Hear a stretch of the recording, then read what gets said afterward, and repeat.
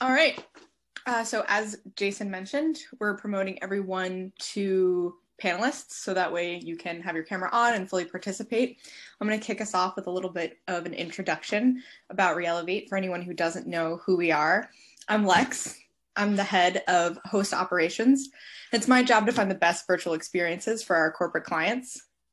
reElivate was born out of a need to connect virtually, and it's our goal to be your go-to marketplace for fun. We host experiences for team bonding, client engagement, remote celebrations, and rewards, enabling you to create lasting connections that go beyond staring at a screen. Our clients are normally looking for virtual experiences ranging from games to entertainment to cooking classes, tastings, wellness offerings. So if you're looking for something unique, don't hesitate to contact us. Drag Queen Bingo, caviar flights. We're building a deep catalog of vetted events for you, including this one. So today, we're demoing one of our most popular experiences from our entertainment offerings with Norm, founder and CEO of Improv Asylum from Boston. And I'm really excited for y'all to experience this. So please enjoy. That's fine, but I don't want training. I just want to be entertained for 45 minutes, Norm. I don't want to think. We can do that too. Okay, and so we have been joined by Jeremy, who we've already met, and the lovely and talented Kelly Dooley. So can we cut to that view? And you're playing with that camera right over there, Kelly. There you go. There. And they're on that stage. They're on the stage of Laugh Boston. Laugh Boston is our other club. So that is our stand-up comedy club. So we're streaming to you live from the Laugh Boston stage. That's who we are. So what we'd like to do here in the next few minutes is just show you a little bit about kind of what an improvisational scene might look like. So could you hand me that bell? There we go. Thank you so much. All right. So everybody see? I have a bell. Okay, everybody hear that bell? Not using chairs. Yeah, nod your head. You can hear the bell. Great. Wonderful. We don't use Great. chairs anymore. Thumbs up. So this is what's going to happen. Is Kelly and Jeremy, they are going to do a scene, right? And they're going to improvise a scene. And as the scene rolls along, every time I ring that bell, they're going to have to change their line of dialogue. And they're going to have to keep changing their line of dialogue until I'm happy with it and I don't ring the bell. And so we're going to kind of throw these obstacles in their way. We'll see how fast they can think, react, respond, and see if we can dig into their id. So let's do this. Annie Schmeling, are you there? Would you be willing to turn your camera on and unmute yourself and just chat with me? Would you be willing to do that, Annie? I would say no, it doesn't look like she's willing to. But that's okay, Annie. We're not going to judge anybody. We're all going to go at this at our own pace. All right. So let's do this. John Cornelius? Is that how you would say that, John? Yep, Cornelius. Great. John, what's your gig? What's your deal? Where are you from? I'm actually with reElivate as well. I'm the CEO, so I'm in Boston. Okay, so you know you got a job, you do some stuff, you boss some people around. I get it. Hopefully say, not a lot. Make this happen for me. That's what I do, John. I don't know. That's what I thought a CEO was supposed to do. Somebody get me something. I don't know.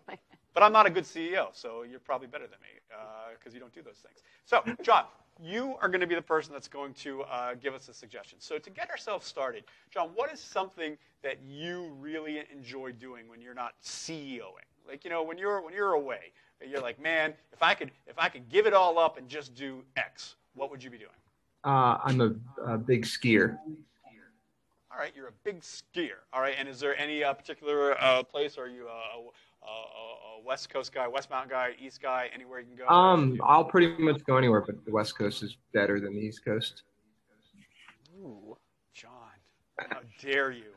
How dare you speak the truth? That is true. It is. All right, so we're going to take the idea. Thank you, John. You can go ahead and mute yourself. We're going to take the idea of being a big skier to start the scene, and I'll be ringing the bell.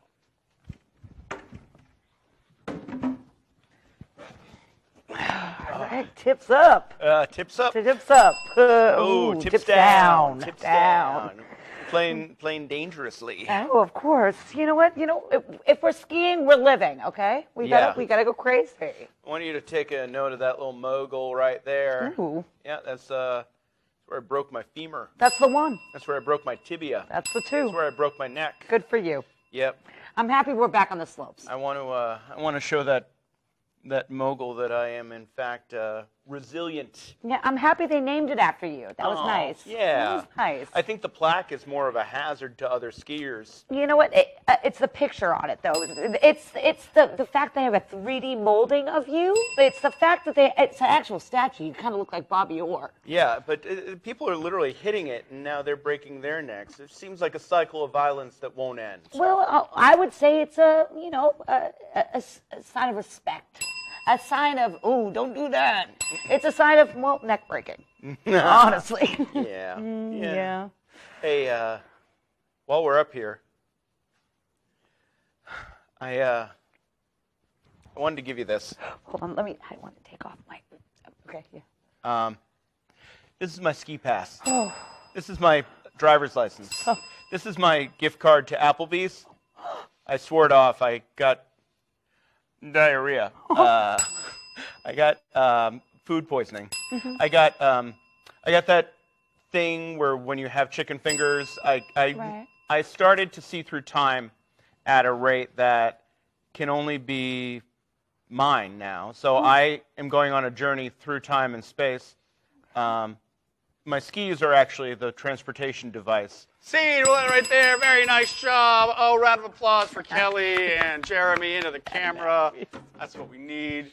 We are performers. We need constant affirmative validation. It is our oxygen, and we need that, and we can't survive without it. So that kind of gives you an idea of what we would do, the type of thing that would be going on. Let's do one more. Let's do one more scene. So let's talk with Charlene. Can you unmute yourself? Hi, Charlene. Hi. Hi. Now, I'm going to ask you, where you're from, where you work, and if you're going to be like, I'm the chairman of reElivate, or I'm the chairwoman of reElivate, I'm going to lose my mind. How much leadership does this company has? All right, I am not. Okay, good. Charlotte, where are you from? I'm from Minneapolis, Minnesota, and I'm with 110.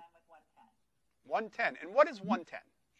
We do meetings and incentive programs, corporate events.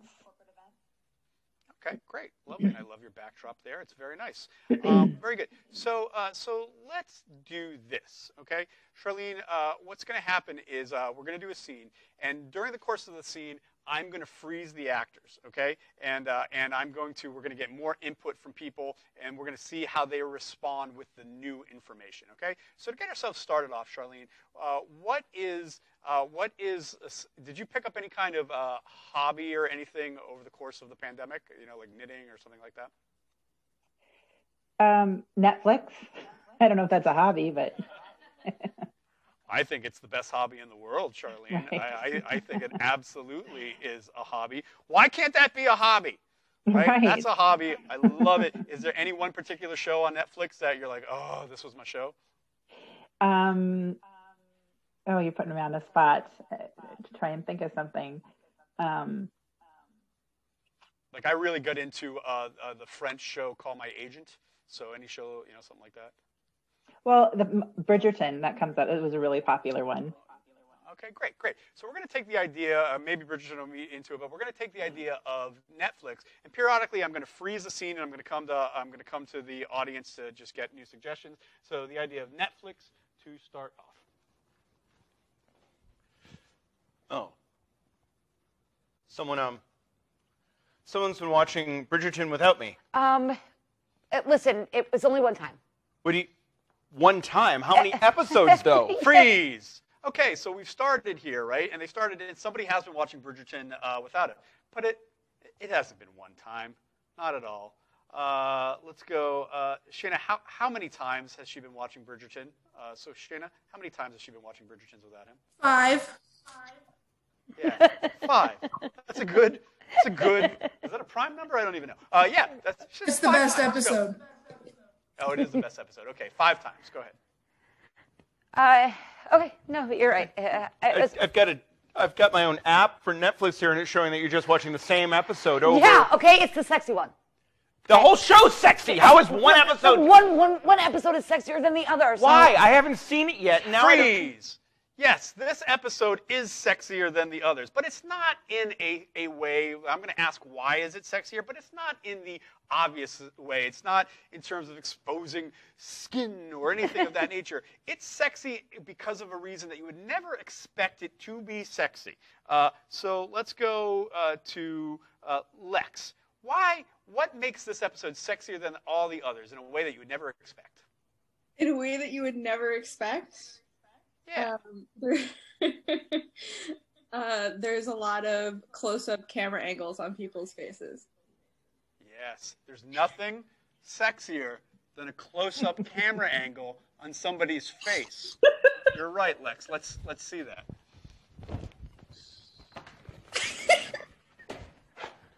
What do you mean you've been doing it without me? Well, I'm trying to tell you, okay? There's a lot of things that I wanted to see, you know, pores, deep pores. How dare you? This was supposed to be our show. Well, it's like when you didn't want to watch Dr. Pimple Popper with me, okay? There's something that I'm into, and it's skin, it's dermatology, it's all of it.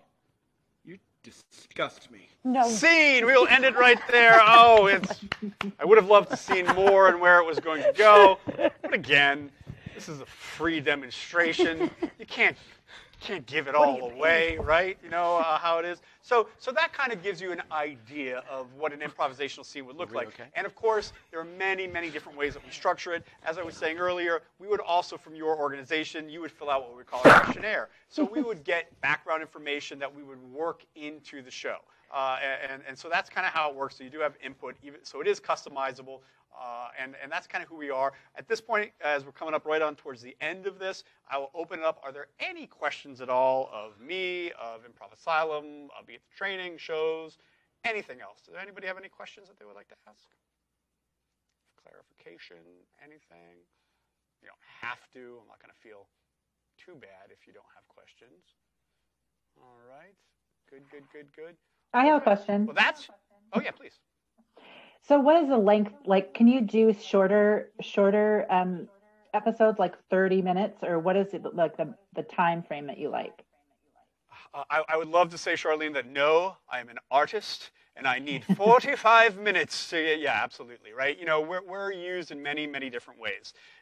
You know, we're used for 30-minute shows. There are times when we're used interstitially, where we can come in and we can do a scene or do some things, come back later on, do some more. It's very customizable in that way. It's really about how we fit into your event, ultimately, because we understand that it is your event and it needs to fit in. In terms of the virtual stuff, I recommend that you don't go longer than about 50 minutes on a virtual show. On a real life show, we usually say 60 minutes is the good number. I found that in the virtual stuff, you need to shrink that down just a little bit. Okay. But yeah, absolutely, we can do 30 minutes, 15 minutes. If you want to pay me to say hi, I will do that as well. Okay, thank you. Good. Other questions at all like that, logistically or anything like that? Good.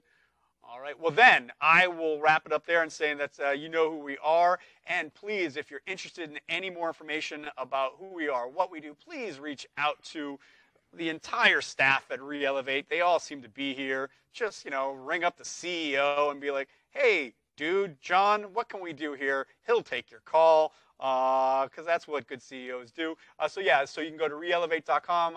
Certainly, you know, take a look at our stuff. I do know personally that they have a lot of really great and fun things that they're doing. So check out all of their offerings. From a vendor standpoint, being on my end of it, they have really been great to work with. So I can vouch for it, at least on that they are not treating their artists poorly, which, you know, that says something, right?